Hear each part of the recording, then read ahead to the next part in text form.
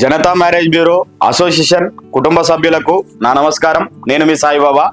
అయితే నిన్న మనం టార్గెట్ గురించి మాట్లాడినాము. టార్గెట్ అయితే ఇచ్చిండ్రు, మరి ఎట్లా దాన్ని మనం ఇంప్లిమెంట్ చేయాలనేది ప్రతి ఒక్కరికి ఆలోచన కలిగి ఉంటది. దాని గురించే మనం ఈ రోజు మాట్లాడబోతున్నాము. అదే టాపిక్. అయితే ముందుగా విషయం ఏంటంటే, ఆల్రెడీ మనం 2025 కంప్లీట్ చేసుకుని 2026లోకి పోతున్నాము. మరి 26లోకి పోతున్నాము అని అంటే ఈరోజు 31 కొన్ని గంటలలో అయిపోతుంది. మనము కొత్త సంవత్సరంలోకి అడుగు పెడతాం కాబట్టి రేపటి నుంచి అయినా కానీ మారడానికి ప్రయత్నం చేయండి. మార్పు అనేది ఒక రోజులో రాదు, ప్రతిరోజు ఎంతో కొంత ప్రయత్నం చేస్తే వస్తుంది. కాబట్టి ఆ ప్రయత్నానికి మీరు ఎంతో కొంత సపోర్ట్ చేస్తే మీరు ముందుకెళ్తారు. ఇంకా లేదు నేను అట్లనే ఉంటా అంటే 2027 వస్తుంది, 28 వస్తుంది, 30 వస్తుంది, 50 వస్తుంది, అట్లనే ఉంటారు. ఒకరు చచ్చిపోతారు, కప్పేస్తారు మిమ్మల్ని, ఏముండదు, మొలకలు మొలుస్తాయి మళ్ళీ. కాబట్టి అట్లా కాకుండా మీరు చనిపోయినా కూడా నలుగురికి గుర్తుండాలని అంటే 4 మంచి పనులు చేయాలి. అందరికీ సమయం అనేది 24 గంటలే ఉంటది. కొందరు రారాజు మాదిరిగా వెలుగుతున్నారు, కొందరేమో అనగారిన స్థితులలోనే ఉండిపోతున్నారంటే కారణం ఏంటంటే టైం మేనేజ్మెంట్ అనేది సరిగ్గా చెయ్యరు. అది బ్యూరోలు కావచ్చు, మ్యారేజ్ బ్యూరోలు కావచ్చు, రియల్ ఎస్టేట్ కావచ్చు, ఎవరైనా కావచ్చు, ప్రతి మనిషికి వర్తిస్తుంది. కాబట్టి వ్యక్తులు ఎవరైనా కావచ్చు, టైం మేనేజ్మెంట్ అనేది ఉంటది. ఈ టైం మేనేజ్మెంట్ ఎలాంటిది అని అంటే, మనం ఏం చేస్తున్నామంటే ఎవరైనా కావచ్చు, నేను కావచ్చు, నువ్వు కావచ్చు, ఇంకెవరైనా కావచ్చు, అందరూ గొప్పవాళ్ళుగా మారుతున్నారు. నోడు చిన్నగానే ఉండిపోతున్నారు. అంటే కారణం ఏంటంటే నీకు నువ్వే. కారణం ఏంటంటే పొద్దున్న బ్రష్ చేసుడు తెలుసు, స్నానం చేసుడు తెలుసు, టైం కు 12 కాగానే 1 గంటకు 12 అయితే 12, 1 గంట అయితే 1 అయితే 1 తినడం తెలుసు, రాత్రి పడుకోవడం తెలుసు, ఇవన్నీ తెలుసు. కానీ మనం చేస్తున్న పనిలో యాక్టివిటీస్ ఏంది, చేయకూడని ఏంది, చేయాల్సిన ఏంది అనేది ఎవరు దాని గురించి డిజైన్ చేసుకోరు. అదే స్నానం విషయంలోనూ, ముఖం కడిగే విషయంలోనూ, లేకపోతే తిండి విషయంలోనూ ఉన్న జాగ్రత్త ఇలాంటి విషయాలలో ఉండదు. కాబట్టి చాలా మంది వెనుకబడుతున్నారు. యాక్టివిటీస్ ఏంటి అంటే, మొదటగా వచ్చేది ఏంటంటే, మీరు చేసే పనిలో ఏ పనైనా కావచ్చు, మ్యారేజ్ బ్యూరో చేస్తున్నారు, ఎవరెవరు కస్టమర్స్ ఉన్నారు, ఎవరికి ఇంపార్టెన్స్ ఇవ్వాలి, టైం.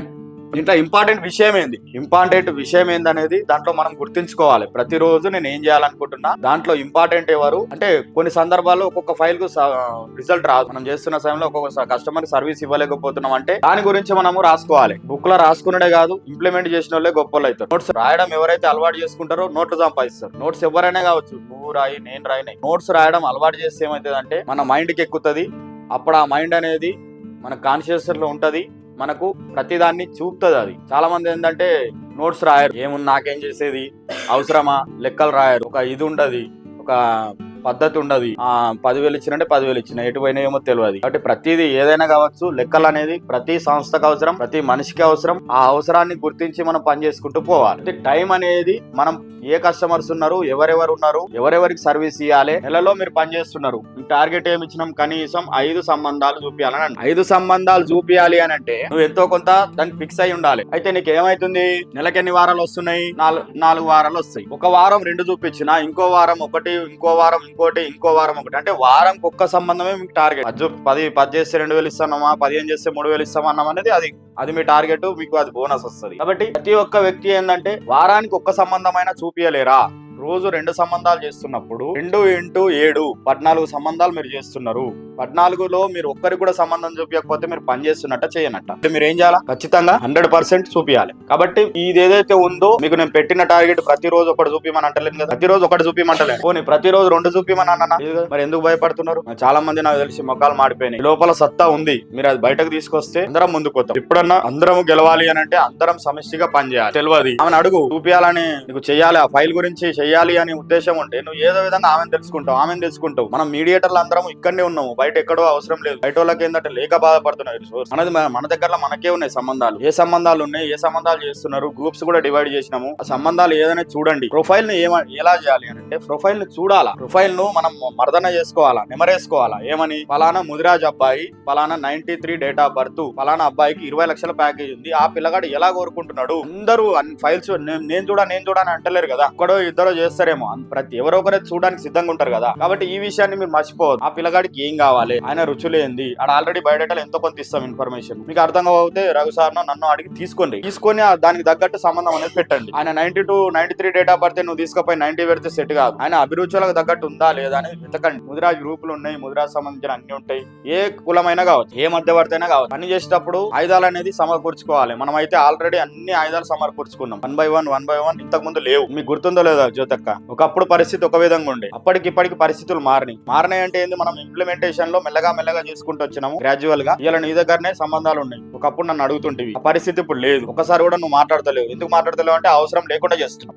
రోజుకు మనం యాక్టివిటీస్ అనేవి ఫుల్ యాక్టివిటీ కిందకి తీసుకొస్తున్నాం. అంటే యాక్టివిటీలో భాగంగా ఏంటంటే ప్రతి ఒక్కరు ఎలాంటి సంబంధాలు ఉన్నాయి, ఎలాంటి సంబంధాలు పెట్టాలి అనేది మీరు చేసుకుంటూ వస్తే మీరు చూపించడం అనేది ఈజీ. అయితే దీనికి కావాల్సింది ఏంటి అని అంటే, మీరు మారాలి అని అంటే మీ ఆలోచనలు మారాలి, మీ మైండ్ సెట్ మారాలి. దానికి ఏంటి అని అంటే యువర్ వర్క్ ఎట్లా ఉంటదంటే, don't want more money needs more money. ఎప్పుడైతే ట్రాన్స్ఫర్మేషన్ లో నీవు అనేటోడివి నీ పని మీద దృష్టి పెడితే అప్పుడు మీకు డబ్బులు అనేటివి వస్తాయి. మనం ఏం చేస్తున్నాం అంటే, పింఛన్ వస్తుంది. చాలా మంది ఎట్లా ఉంటారంటే, పింఛన్ వస్తుంది, ఏదో పింఛను, లేకపోతే మనకు డిపాజిట్స్ ఉన్నాయి, డబ్బులు వస్తున్నాయి, లేకపోతే ఇంకేదో కిరాయి రెంట్స్ వస్తున్నాయి, నాకేం అవసరం, నాకేముంది, జీతం వస్తుంది చాలు అని చాలా మంది ఏంటంటే ఇట్లా ప్రవర్తిస్తారు. ఇట్లా ప్రవర్తించటోళ్ళు ఎవరైనా ఉంటే దయచేసి వెళ్ళిపోండి. ఎప్పుడైనా ఆలోచన పని చేస్తూ నేను ఎక్కువ డబ్బులు సంపాదిస్తా అనే ఆలోచన ఉండాలి. ఎప్పుడు చెప్పినా మార్కెట్ లో మనం పోతే పలానా వస్తువు కొనాలి అనుకుంటే అది కొనేసేయాలా, దాని గురించి ఆ రేటు ఖర్చు దాని గురించి ఆలోచించద్దు. అది ఎప్పుడో జరుగుతుంది అని అంటే, నువ్వు పని చేస్తున్నప్పుడు ఖర్చు పెట్టే దాని మీద కూడా ఆలోచించవు. ఖర్చు పెట్టేటప్పుడు ఏం చేస్తావు అంటే, పోతావు, ఈజీగా కొట్టేస్తావు, నీకు ఏం కావాలో తీసుకొచ్చుకుంటావు, నీకు హ్యాపీగా గడుపుతావు. చాలా మంది ఏం చేస్తారంటే ఇది మర్చిపోతారు. కాబట్టి ఖచ్చితంగా ఇది చేయాలి. ఇంకొందరు ఎట్లుంటారంటే, డోంట్ విష్ టు అప్గ్రేడ్ గారు. ఎట్లా అప్గ్రేడ్ గారు అంటే, ఇక నాకేం చేసేది, నాకేం అవసరం, నేను అప్డేట్ ఇప్పుడు చేసేది ఏముంది, అందుకోసం చెప్తా మీరు చూడండి అని చెప్తా. మీరు చూడట్లేదు, చూస్తే అట్లా వ్యూస్ ఉంటాయి, చూడాలా. నువ్వు లోపలికి వెళ్ళు, గూగుల్లో వెళ్ళు, చాట్ జీపీటీలో వెళ్ళు, ఇంకా జెమినీలో చాలా ఏ టూల్స్ వచ్చినాయి. అయితే పనిలో నీడ్స్ టు అప్గ్రేడ్ అనేది ఉంటది.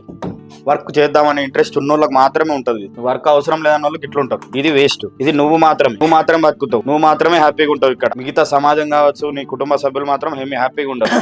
చాలా మంది ఏంటంటే డోంట్ వాంట్ కోచ్, నేర్పేటోళ్ళు ఉన్నా కూడా నేర్చుకోరు. మాకు అవసరం లేదు, వింటాం, ఇంటికి పోగానే వదిలేస్తాం, TRMB సిగ్నల్ కట్. మీరు ఎప్పుడైనా మీ పని అని మీరు అనుకుంటే ఖచ్చితంగా మీ టార్గెట్ మీరు ఫినిష్ చేయగలుగుతారు. కోచ్ చెప్పింది వింటే ఆయన చెప్పేది ఏంది నిజమా అబద్ధమా అనేది దాంట్లో గ్రహించే శక్తి అయితే మీకు ఉంటది, ఎంతో కొంత ఉంటది. ఎవరికైనా ఉంటది, నాకు కావచ్చు, నీకు కావచ్చు, ఇంకెవరికైనా కావచ్చు, ప్రతి మనిషికి ఉంటది. ఆ ప్రతి వ్యక్తి చెప్తున్న గురువు కావచ్చు, టీచర్ కావచ్చు, కోచ్ కావచ్చు, అలా మాటలు విని మనం పాటించాలి. కొందరైతే వినడానికి ఇంట్రెస్ట్ చూపించారు, కొందరు పూర్తిగా వినరు, కొందరు విన్నా సగం వింటారు. అట్లా కాకుండా దాన్ని పూర్తిగా అర్థం కాకపోతే మళ్ళీ ఒకసారి చెప్పించుకోండి, ఈ సబ్జెక్ట్ మాకు అర్థం కాలేదు, ఎలా ఏది దాని గురించి అనేది మీరు ఎంతో కొంత నేర్చుకోవాలి. యువర్ వర్క్ లో ఏమైతుంది అంటే కోచ్ ద్వారా నేర్చుకుంటారు. మీరేం పోయి ఖర్చులు పెట్టాల్సిన అవసరం లేదు, ఎంతో కొంత మీకు నాలెడ్జ్ ఉంటది. ఇప్పుడు యూట్యూబ్ లో కొన్ని వందల వేల వీడియోస్ ఉన్నాయి, దాంట్లో ఏ వీడియో పర్ఫెక్ట్ గా ఉంది, ఏ వీడియో పర్ఫెక్ట్ కాదు అనే విషయాన్ని మన మైండ్ మనకు చెప్తుంది. అది మనం గ్రహించాలి. అది గ్రహిస్తే మీకు యూట్యూబ్, గూగుల్ మీకు కోచ్ గా మారుతుంది. ఇంకొకళ్ళు ఉంటారు రిస్క్ తీసుకోరు కొందరు. అనేటోళ్ళు ఇంకొందరు ఎట్లుంటారు అంటే, రిస్క్ అనవసరంగా ఏం తీసుకోరు, ఉన్న జాగాలనే ఉంటారు, మనకు అవసరం లేదు, ఎవరెటన్నా చచ్చిపోని నాకెందుకు అనే ఆలోచనలో చాలా మంది బతుకుతున్నారు. అలా బతకకండి దయచేసి, అది బతకనరు. మనం బతుకుతున్నది మన కోసం కాదు, మన ఇంటి కోసం, మన సమాజంలో ఉన్న మార్పుల కోసం మనం బతకాలా, అంతే తప్ప నీ కోసం నువ్వు బతుకుతే కుక్క బతుకుతుంది, నువ్వు బతుకుతావు, దాని వల్ల ఎలాంటి లాభం లేదు. కాబట్టి ప్రతిరోజు మనం ఎప్పుడైతే రిస్క్ అనేది తీసుకుంటూ పోతామో ఆ రిస్క్ లో మజా ఉంటది, లైఫ్ అనేది ఎంజాయ్ఫుల్ గా ఉంటది. రిస్క్ అనేది దానికి భయపడి నువ్వు ఎప్పుడైతే పని చేయవో, పని ఆపేస్తావో, నీకు అన్ని విధాలుగా గ్రోత్ ఆగిపోతుంది, ఫైనాన్షియల్ గా ఆగిపోతుంది, నీ యాక్టివిటీ ఆగిపోతుంది. ఇంకా రోజుకు నాకు తెలిసి నువ్వు రోగానికి దగ్గర అవుతున్నట్టు లెక్క. ఆ భాషలో చెప్పాలంటే నువ్వు రిస్క్ తీసుకుంటలేవంటే రోగానికి దగ్గర అవుతావు. ఏ రోగమైనా మన దయ చేరద్దు అని అంటే ఖచ్చితంగా రిస్క్ తీసుకోవాలా. రిస్క్ తీసుకుంటే ఏంటి అంటే పనులు అనేటివి మనకు తెలుస్తాయి, విషయాలు అనేటివి తెలుస్తుంది, అప్పుడు మనం అప్గ్రేడ్ అవుతాము. రిస్క్ లో మనకు మజా ఉంటది. రిస్క్ తో వచ్చిన డబ్బు కావాలా, రిస్క్ తో వచ్చిన పని ఉండాలా, అప్పుడే మజా ఉంటది.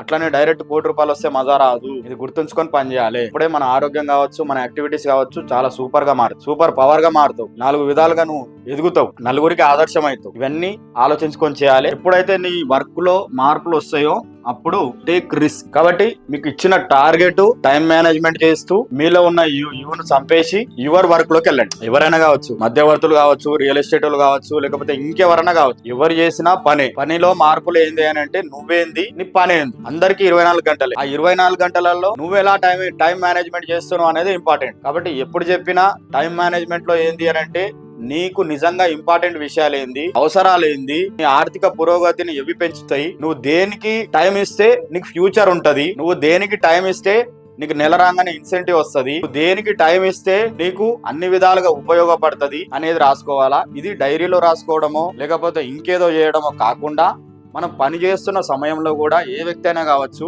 మనం రోబోలం కాదు. పని చేస్తున్న టైంలో ప్రతి టైం కు సపోజ్ ఒక పని చేస్తున్నావు, దానికి ఒక గంట పని చేసినప్పుడు ఎంతో కొంత రెస్ట్ అనేది తీసుకోవాలి. ఆ రెస్ట్ ఎలా ఉండాలి అని అంటే మౌనంగా ప్రశాంతంగా ఎవరితోని రెస్ట్ అంటే నువ్వు ఎవరితో మాట్లాడితే అది రెస్ట్ కాదు. కాబట్టి మౌనంగా ప్రశాంతంగా నువ్వు ఒక 10 నిమిషాలు కూర్చొని ప్రశాంతంగా దాన్ని 100 ఆలోచనలు పక్కకు పెట్టి ఎప్పుడైతే నువ్వు సైలెంట్ గా ఉంటావో అప్పుడు నీ మైండ్ అనేది నీ కంట్రోల్లోకి వస్తుంది. మళ్ళీ ఒక గంట పని చేయగలుగుతావు. ఇప్పుడు ఒక మిషన్ మాదిరిగా మనం పని చేయలేం కదా మనుషులు అన్నప్పుడు. కాబట్టి ఓపికతోని మనం టైం ఇచ్చి మనం మైండ్ కూల్ అయిన తర్వాత మళ్ళీ లేదంటే మనం డ్రింక్ తీసుకోండి. ఆ డ్రింక్ కూడా ఏదైనా ఆరోగ్యకరమైన డ్రింక్ ఏదన్నా మళ్ళీ మన బాడీకి హాని కలిగించేది కాకుండా. ఎందుకంటే కొందరు చాలా మంది థమ్స్అప్ తాగుతారు, స్ప్రైట్ తాగుతారు, లేకపోతే ఇంకేవో తాగుతారు. అవి తాగకండి దయచేసి. అది ఎందుకోసం అంటే మీ బాడీని నాశనం చేస్తుంది. ఇంకా ఏమన్నా ఉంటాయి ఇంట్లో చేపించుకొని రండి, పలానా టైంకు పలానా. ఇప్పుడు ఏమైపోతుందంటే మీకు ఎనర్జీ వస్తుంది. ఇది మీకోసం మీరు చేసుకుంటున్నారమ్మా. మీకోసం మీరు చేసుకునే కార్యక్రమం ఏంటంటే పొద్దున ఏం చేయాలి, దాన్ని గంటలు చేయకూడదు. ఒక 5 నిమిషాలు 10 నిమిషాలు అన్నప్పుడు అది ఇట్లా తాగేసినామా పెట్టేసినామా అన్నట్టు ఉండాలి. ఇంకా దానికోసము